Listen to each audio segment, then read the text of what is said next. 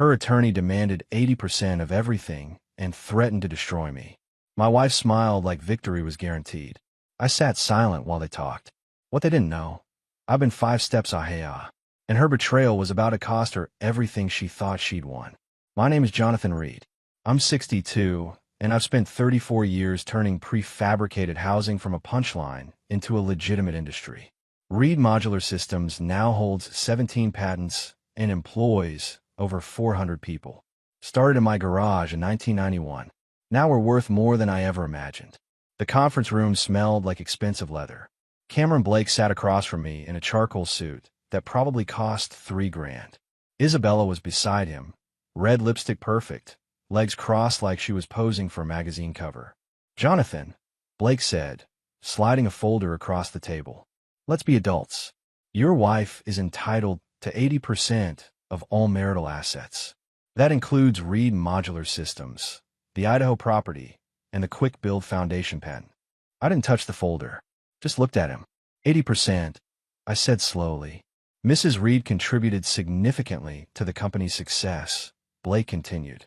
"Her marketing expertise, her connections, her affair with the delivery driver from Lawrence." I interrupted quietly. "That contribution." Isabella's coffee cup stopped midair. She didn't look at me, just stared at the table. Blake barely paused. "Personal matters aside, Mr. Reed, community property law is clear. You can cooperate and retain some dignity, or we can drag this through court and destroy everything you built. Your reputation, your company, your legacy." He leaned forward. "We'll destroy you. Your choice." I opened the meeting log, signed my name with the same pen I'd used on our marriage certificate 26 years ago. Then I looked at both of them and smiled. "Noted," I said. They had no idea that 3 years ago, when Isabella started spending suspicious time in Portland with her consultant, I'd quietly restructured company assets. Legal moves, offshore trusts, holdings that don't show up in joint tax returns. The meeting ended 20 minutes later. They left confident. I left quiet.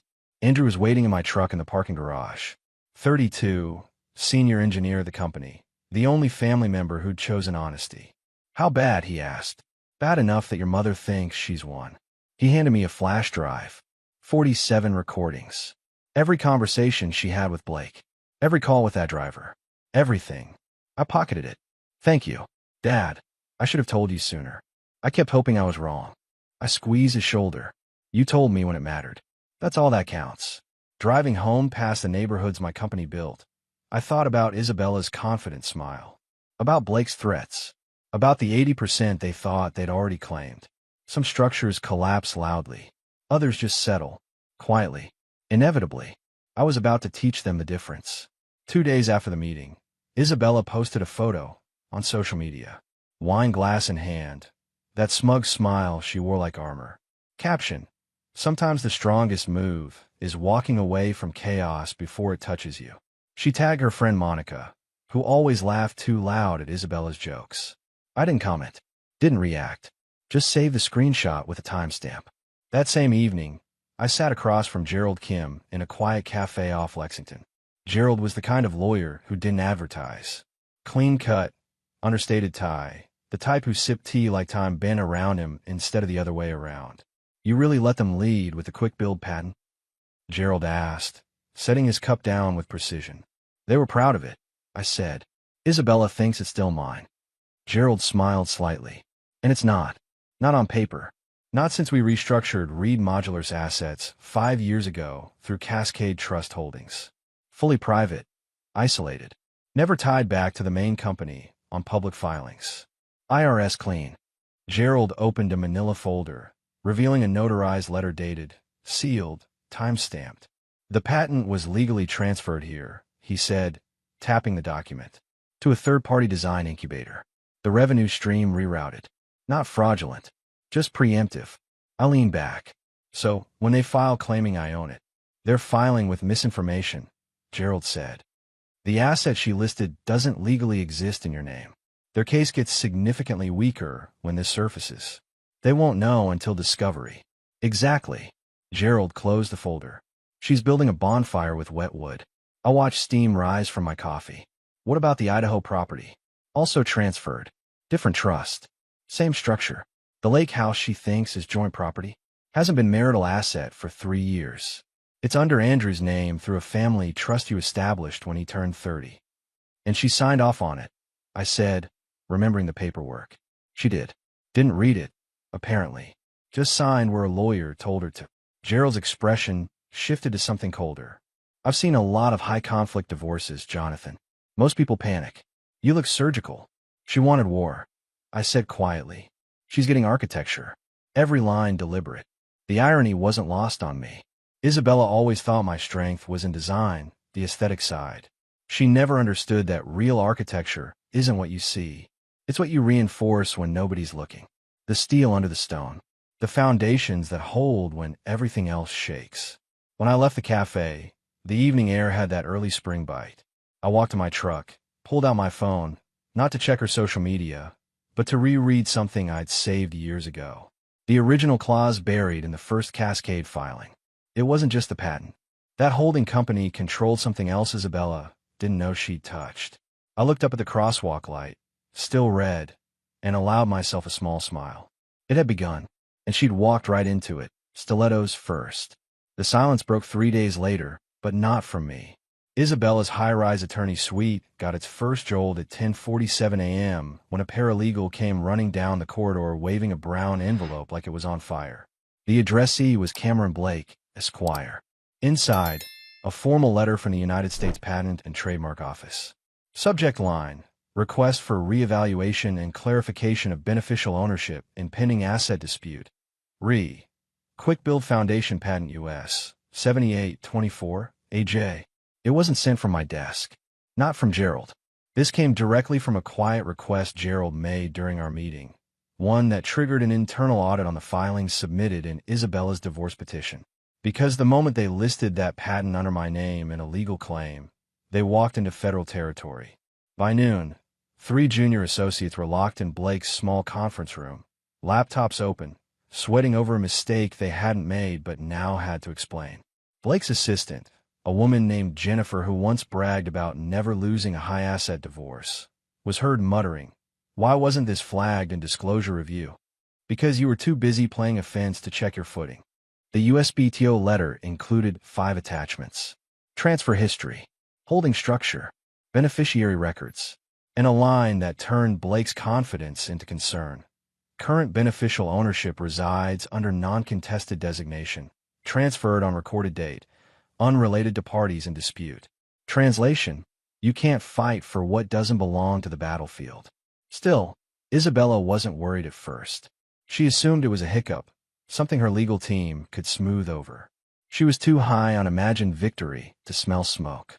Meanwhile, I was in my office, sketching foundation variations for a community center project in Boise. My phone buzzed twice. Gerald, then my accountant Lorraine. I let both go to voicemail. When you build something, you don't rush. You let it settle. Let the structure breathe before tightening bolts. Same with traps. You don't slam the door too early. You let them get comfortable first. By 3 p.m., Blake personally called the patent office for clarity. He was told politely but firmly that any misrepresentation of ownership in court filings could be subject to formal inquiry. That phrase alone sent him into damage control mode. He knew better than to challenge federal audit language with bravado. Now he needed to explain to Isabella that her prize asset had just turned radioactive. She didn't take it well. According to my friend still on the company's admin staff, Isabella stormed into Blake's office that afternoon, waving her phone, demanding to know why some low-level bureaucrat thinks they can interfere with my divorce. One of the interns muttered that the patent transfer looked legitimate. She nearly bit his head off. By the time the letter reached the firm's internal counsel, whispers had started. Blake's misstep was no longer just a hiccup. It was a potential breach of fiduciary duty. Junior partners began copying files to private drives. The paralegal who'd archived our first meeting, Tim, was reassigned without explanation. The firm was circling wagons around themselves, not their client. And me? I hadn't even submitted a formal response to Isabella's petition yet. No motion, no rebuttal, no headline-worthy quotes. Just silent vacuum. Silence makes people nervous, especially people who think they're winning. That evening, Andrew stopped by my house. He looked tired. "Mom called me 4 times today," he said, dropping into the chair across from my desk, screaming about patent office interference, asking if I knew anything about transfers, accusing you of hiding assets.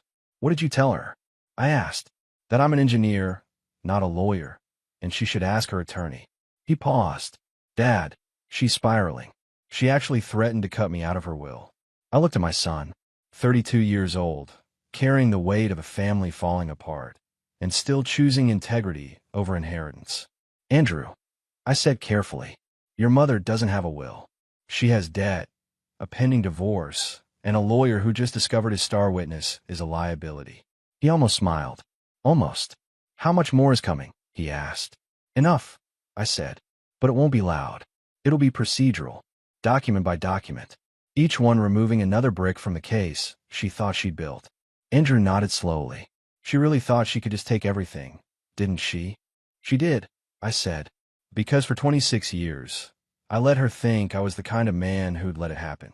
What Isabella never learned about architecture is this. It's not about the walls you see. It's about the pressure points, the places you can press without breaking a sweat and still make the ceiling fall. I hadn't been to that side of town in over a decade. The streets had changed.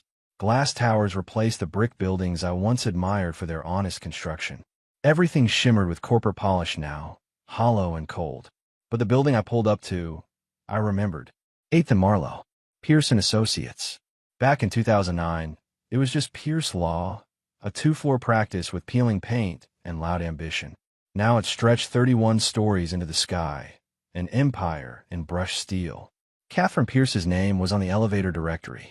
Top floor, corner office. I was buzzed in before I finished giving my name.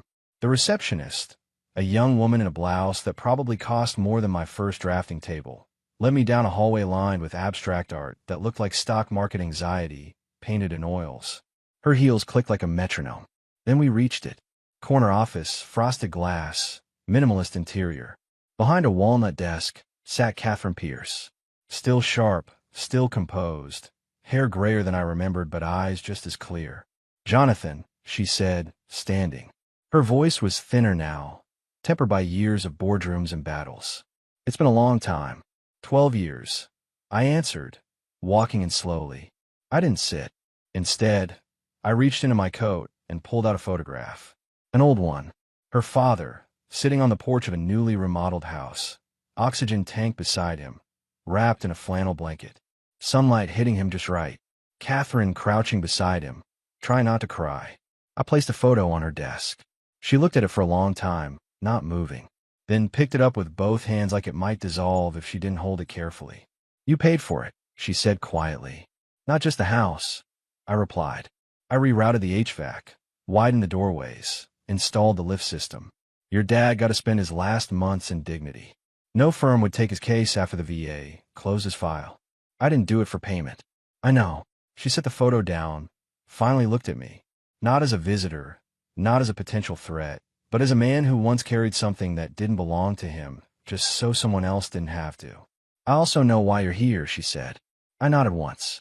Your firm is representing Isabella. She's listed the patent, the holding structure, the properties. She's using one of your partners as a sword. Blake. She muttered the name like a sour taste. He's sloppy and he's loud. And you haven't filed a response yet. I won't have to, I said. You're smart, Catherine. You know where this is going. She walked to the window, arms folded. The skyline glowed in the distance. She stood there in silence for a full minute. Then, without turning around, she said, You saved my family's dignity. I'll return the favor. When she turned back, her face was different. No longer polite, no longer soft. It was the face of a woman who'd survived a jungle of courtrooms and ambition. Blake's contract has a conflict clause, she said. He never disclosed prior involvement between you and me. That alone is a problem. Add the patent mistake, it's bigger.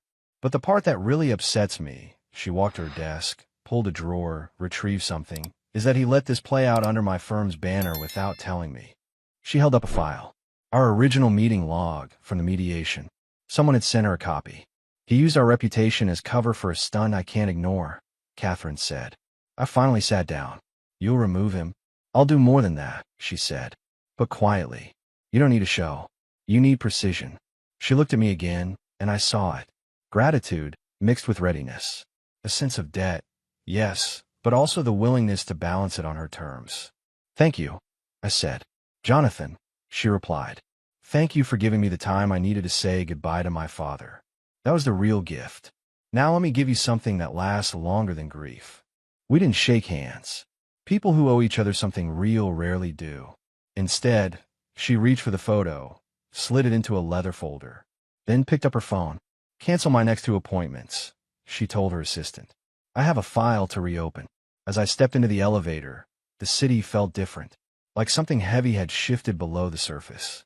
And somewhere high above, the scaffolding Isabella was building her false empire on just got its first silent fracture. Catherine worked fast. That same evening, she sat at her desk until nearly midnight, the city outside reduced to yellow lights through tinted glass.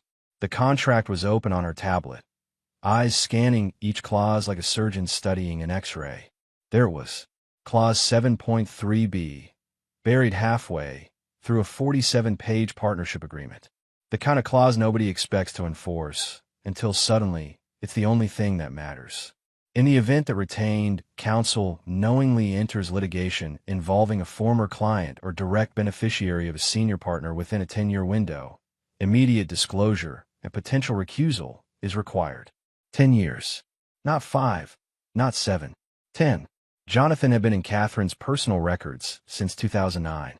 The remodel, the medical equipment installation, the HVAC work, all documented, paid through her private account. Back then, her firm hadn't even handled divorce cases. Now they were known for gutting marriages and rebuilding survivors. And Cameron Blake, Isabella's attack dog, had signed his partnership agreement just 14 months ago. Eager to climb, hungry for headlines. He'd never run due diligence, never asked if any of Isabella's targets might connect to Catherine personally. He'd been too busy enjoying the front row seat to what he thought was Jonathan's downfall. Catherine buzzed her assistant. I need Gerald Irwin. Tonight. Ethics review. It's urgent. Gerald Irwin, the firm's ethics chair, was many things. Quiet, obsessive, clinically unemotional. He didn't blink when billion-dollar clients tried to buy their way around rules. He also didn't flinch when senior partners brought him trouble, as long as they brought it clean. Catherine forwarded the engagement files before he answered. 10 minutes into the call, Irwin asked one question. Did Blake know about your connection to Reed? He was informed this week. Jonathan came to me directly. And Blake didn't disclose the conflict to litigation support. No. In fact, he doubled down. Called Jonathan obsolete in the mediation recording. Irwin didn't reply immediately. She heard typing. Finally, he's compromised the firm. We'll need a formal memo by morning. You'll have it, Catherine said. She hung up, stared at the contract like it had just revealed a secret, then opened a second file. Internal review protocol, the one that activates when a partner's conduct crosses from negligence into liability. Clause 7.3b wasn't just policy. It was a failsafe. The firm needed an emergency brake in case ambition went blind. Blake had just driven through it with his headlights off. At 7:42 the next morning, Catherine summoned Blake to her office. He arrived 5 minutes late, wearing confidence like cheap cologne. She didn't invite him to sit. There's been a conflict of interest violation, she said, handing him a folder. Your client's litigation involves a former client of mine, one whose file is still under protected status. Blake opened the folder, skimmed it. This is from 12 years ago. That's a stretch, Catherine. Clause 7.3b doesn't stretch. It states 10 years and mandates disclosure. You didn't disclose. I didn't know, Blake said. That's not a defense. That's an admission you failed to check. Catherine's voice was ice. Your negligence put this firm at risk. His jaw shifted. So what now? I step aside, hand this to someone else. No, she said calmly. You step aside, and the firm hands you to the review board. Pause. Thick silence, the kind that tastes like rust. You're throwing me under for some relic who couldn't keep his marriage intact. Blake's voice rose slightly. I'm protecting this firm from your carelessness, Catherine said. And from the lawsuit your recklessness nearly bought us. Blake slammed the folder shut. Isabella will be furious. Isabella is no longer our client. Catherine handed him a sealed envelope.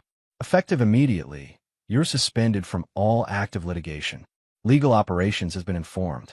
Formal investigation begins today. Blake stared at the envelope like it might bite him. Then he turned and walked out, door closing hard behind him. The silence that followed felt like pressure releasing. Not relief, not yet, but a clearing of space. Just enough to move the next piece into position. Jonathan hadn't lifted a finger. The system had done it for him. The meeting was scheduled for 9 a.m. Isabella arrived at 9:12, flustered but trying to hide it. Hair too perfect, blouse too crisp, the kind of wardrobe that screams, "I'm fine," when nothing underneath is. There was no audience. Just a windowless conference room, a court reporter with mechanical fingers, and Catherine Pierce seated at the head of the table with 2 files in front of her. One labeled Reed, the other Blake, Ethics. Isabella glanced around like she expected backup. None came. The reporter nodded and began the record. Catherine didn't raise her voice, didn't pace. Just opened the folder and asked the first question in a voice smooth as piano wire. "State your name for the record." Isabella Reed. "Please confirm you're under oath and aware that all statements today are legally binding." "I understand," Isabella said, already irritated. "Good." Catherine flipped to page 2. "Prior to this meeting, were you made aware that your legal counsel, Mr. Blake, failed to disclose a direct conflict of interest in violation of this firm's operating agreement?" Isabella blinked. "I wasn't aware of any conflict. He never told me." "Did you request clarification from Mr. Blake regarding his relationship to this firm's senior partners before filing your petition?" "No." "Did you approve Mr. Blake's inclusion of the quick build patent in your preliminary asset claim?" "Yes. He told me it was joint property." "Was documentation provided confirming joint ownership?" "No," Isabella admitted. "But I assumed." Catherine held up a hand. "Please refrain from assumptions. This is factual deposition, not speculation." Isabella's cheeks flushed. Catherine continued. "Are you aware that said patent was transferred out of Mr. Reed's portfolio 5 years ago and placed under Cascade Trust Holdings, an entity with no marital linkage?" "I wasn't told that. Yet you included it in your petition?" "My legal team did." "Did you review the petition before signing?" "Yes." "Then you were aware your team listed assets not legally tied to the marital estate." Pause. Long one. "I guess I was aware," Isabella said quietly. "You guess, or you were aware?" "I was aware." Catherine made a note. "Did you authorize Mr. Blake to apply pressure tactics in mediation, including threats of public exposure, as recorded on March 23rd? "I didn't use those exact words. But you authorized the approach?" "I trusted his judgment." "Even after he failed to verify ownership of the primary asset?" Silence. Isabella reached for water. Her hand trembled slightly. The glass clicked against a ring. Catherine leaned back. "Did you or anyone on your team communicate with media contacts regarding the divorce prior to formal hearings?" "I made a few comments. Off the record. We have transcripts of direct quotes. Would you like to see them?" Isabella didn't answer. Each question after that peeled back another layer. The trust fund rumor she'd leaked. The figure she'd fed a blogger. The social media campaign she'd run to shape public sympathy. All of it came back, itemized, time-stamped, documented. By the time they reached financial disclosures, Isabella looked like a painting melting in the sun. Still recognizable, but distorted. She stopped looking at Catherine. Stopped trying to respond with attitude. Her voice got quiet, flat. The tone that only comes when someone realizes their next move is simply survival. At the end, Catherine closed the file, stood. "That will be all." Isabella didn't move. The reporter packed up. Catherine left the room. But Isabella stayed seated, staring at the bare table, hands folded tightly. Her lawyer was gone. Her leverage vaporized. Her power documented and sealed in transcripts. One for the court, one for Jonathan's team. No outburst.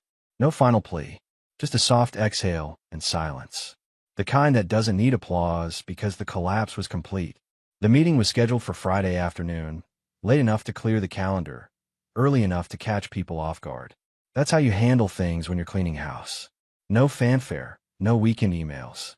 Just one quiet, surgical incision. We met in the old conference room. Not the new glass one with the espresso machine and filtered air, but the oak-paneled one we'd used back when Reed Modular had fewer than 20 employees and my partners still called me John instead of Mr. Reed.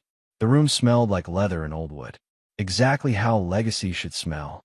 There were 6 of us.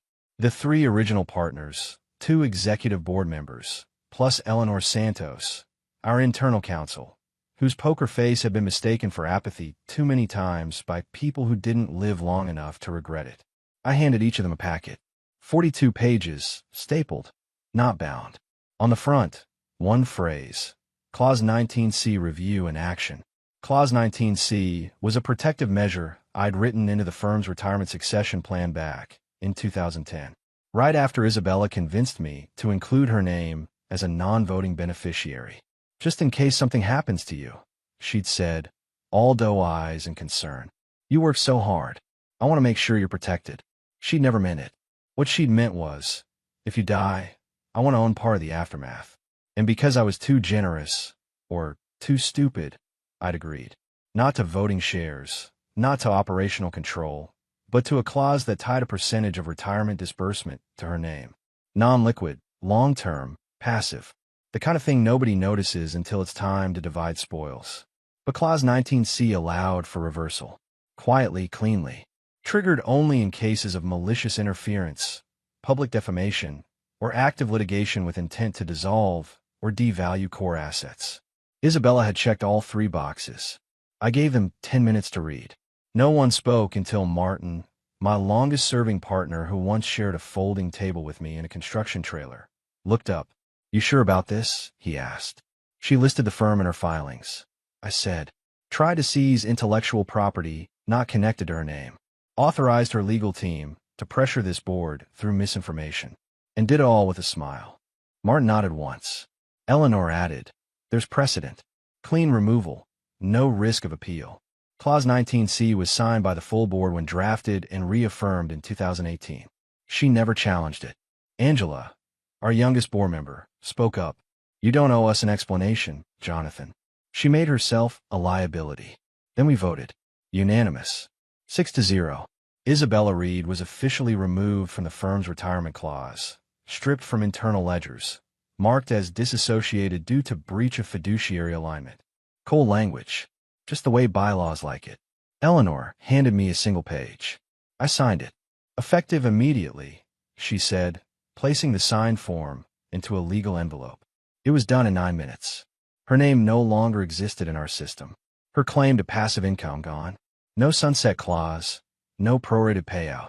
Just a razor-clean cut. And here's the detail Isabella never considered. The clause was retroactive. Every distribution earmarked for her since litigation began was now legally redirected back to the firm's discretionary reserve. That evening, as Isabella likely sat in her condo, sipping wine she still assumed she could afford, our internal server updated at 5:01 p.m. sharp. Her name blinked off the digital ledger like a light going out. She didn't hear it, but I did. It sounded like justice being quietly filed. Andrew stopped by my house that night. He looked lighter somehow, like weight had lifted. The vote went through, he asked. Unanimous, I said. He sat down heavily. She's going to lose it when she finds out. She already has, I said. She just doesn't know it yet. Dad, Andrew said carefully, do you think she ever actually loved you? Or was it always just about what you could provide? I thought about that. About 26 years of marriage. About the early days when we were building something together. Or at least I thought we were. I think she loved the idea of what I could become, I said finally. And when I became it, she loved what it could give her. But me? The man underneath all of it. I shook my head. I don't think she ever saw him. Andrew nodded slowly. I'm glad you're finally free. Almost, I said. Almost free. The dress was deep emerald silk, tailored in Milan, cost more than most people's monthly salary. I knew because I bought it 3 years ago when Isabella said she needed something special for the annual Preservation Society gala. The irony was, she chose that exact dress to wear to this year's event. The same gala we used to attend together when people still called us the Reeds, like we were a unit. This time she arrived with her new companion, Devin Grant, a self-proclaimed luxury real estate consultant whose credentials seemed to evaporate under any scrutiny. I'd done homework. The man didn't hold a valid license and had exactly one property flipped to his name, his aunt's condo. But Isabella liked accessories. Tonight, Devin wore an expensive blazer and the smug confidence of a man who thought he was climbing social ladders by osmosis. The gala was held at the Riverside Gallery. High ceilings, uncomfortable chairs, the smell of champagne masking political desperation. The kind of place where people murmur and donations come with business cards. Isabella walked in expecting reverence. Instead, she got side eyes and whispers. One woman, elegant in navy, leaned toward her husband. Is that the one who lost her attorney mid-case? He didn't answer, just frowned. Another couple, former friends from the design circuit, gave her a nod so faint it bordered on dismissive. The woman half smiled, but the man whispered, I heard the board at Reed Modular removed her completely. Cut her out. Isabella kept smiling. She always did. But even that was beginning to slip. Smiles don't land the same when the room doesn't reflect them back. She walked Devin to the bar, ordered something dark and expensive. Devin scanned the room with predatory eyes, calculating who might still be worth impressing. But the crowd had shifted. Conversation stalled when she approached. Laughter softened, then resumed when she passed. Her name had become radioactive. Devin, sensing it, began drifting. First as a step back, then two. By the time Isabella turned to say something, he was mid-conversation with a local lifestyle blogger known for posting more selfies than substance. Isabella called his name once. He pretended not to hear. She didn't call again. So she stood there, just off-center from the chandelier's light, half a glass of wine in one hand, posture perfect, smile fixed. A statue carved in the shape of what she thought success looked like. And not a single person approached her. From a corner near the silent auction, one of the trustees, an older man with a hearing aid and no filter, asked his companion, Why is she here without Jonathan? They were always together. The other guest replied softly, Divorce. It's gotten ugly. Ah, the old man said, loud enough to carry. Explains the desperation perfume. Isabella flinched. Barely visible, but I saw it. I was standing near the east entrance, talking with the gallery director about a potential community project. I hadn't planned to attend, but the director had insisted. Isabella didn't see me. She was too focused on maintaining composure while her world crumbled in real time. A photographer from the local magazine approached a group near the sculpture exhibit. Isabella positioned herself nearby, clearly waiting for her turn in the lens. Would you like to join the photo? The photographer asked. But he wasn't looking at her. He was looking past her, at the people behind her. When the flash went off, Isabella wasn't in the frame. She left 10 minutes later. Alone. Outside, the spring wind pulled at her emerald dress. She wrapped her coat tight, heels clicking too loud on the marble steps. The car she'd requested was late. She stood at the curb, one hand shielding her face from the wind. Not because of cold, but because she'd finally understood what it meant to be seen for what she'd become. Present, polished, and utterly unwanted. I watched from the gallery entrance as her car finally arrived. She got in without looking back. The door closed. The car pulled away. And I realized something. Victory doesn't always feel like triumph. Sometimes it just feels like watching something that was already broken finally stop pretending to be whole. I went back inside. There was still work to do. Projects to discuss. A future to build. One that no longer included her shadow. The final mediation was scheduled for Tuesday morning. Neutral office downtown, clinical and quiet, no branding on the walls. That's how real power works. It doesn't announce itself. It shows up clean, signs documents, and leaves before anyone knows the wind changed direction. Catherine Pierce was already seated when I arrived. Folder open, fountain pen resting on a leather portfolio. A carafe of water, 2 glasses. No pageantry. Jonathan, she said, rising briefly. Catherine, I nodded. I hadn't worn a tie in years, but today I wore the black one. Not because I had to, but because Isabella would have hated it. Too plain, she used to say. Not ambitious enough. Isabella won't be joining us, Catherine said, almost apologetically. I figured, I said. She gestured to the folder. We finalized everything last night. The revisions are straightforward. You retain full ownership of Reed Modular Systems and all related entities. The Idaho property and the lake cabin revert to your name immediately. Cascade Trust Holdings remains untouchable, and the quick build patent is permanently disassociated from all marital claims. And her settlement?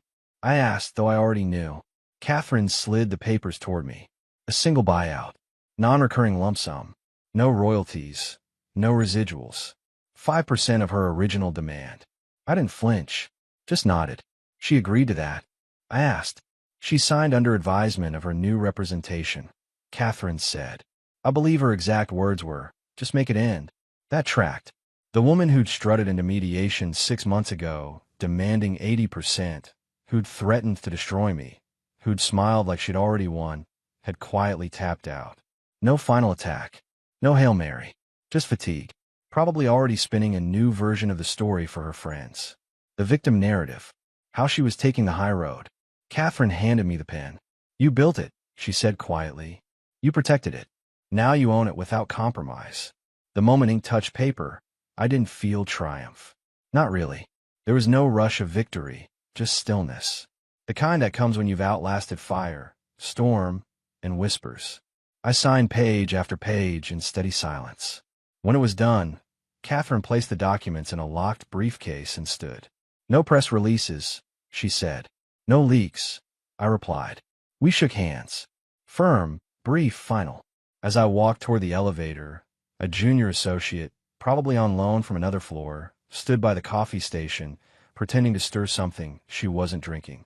She looked at me, then at the closed conference room door. Was that the Reed case?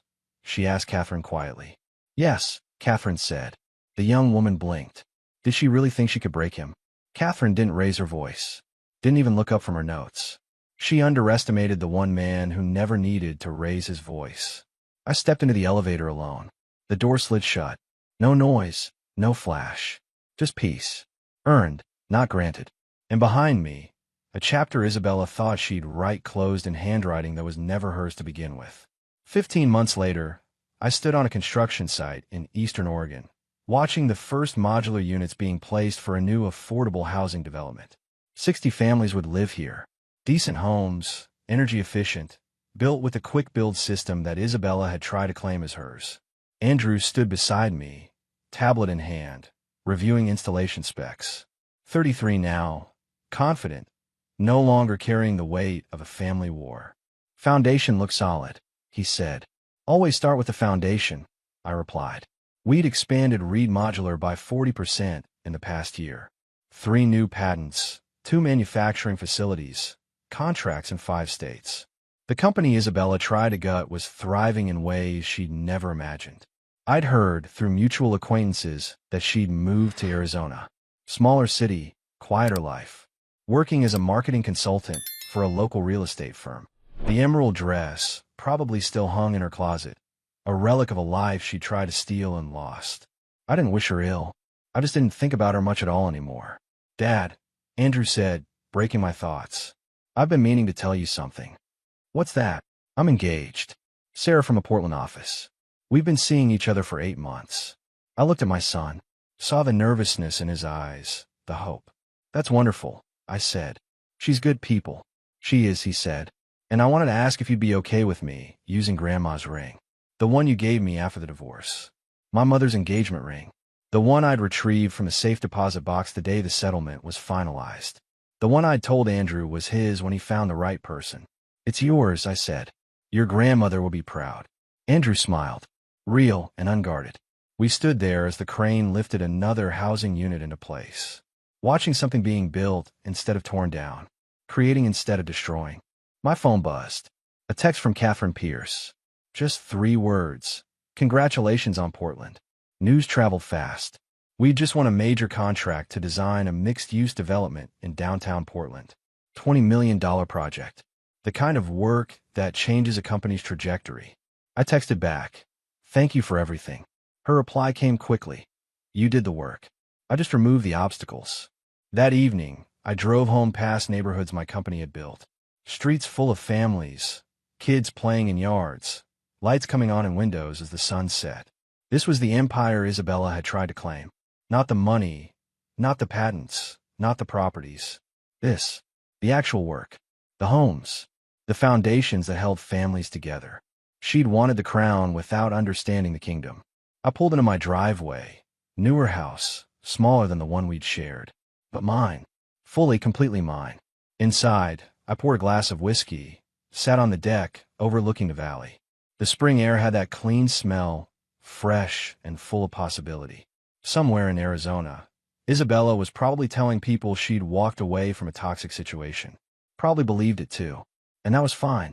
Let her have that story. I had the truth. And the company. And my son's respect. And projects that would outlive us both. Some men measure success in what they acquire. Others measure it in what they build and who they build it for. I built something that lasted. Something honest. Something that didn't need lies or theft to survive.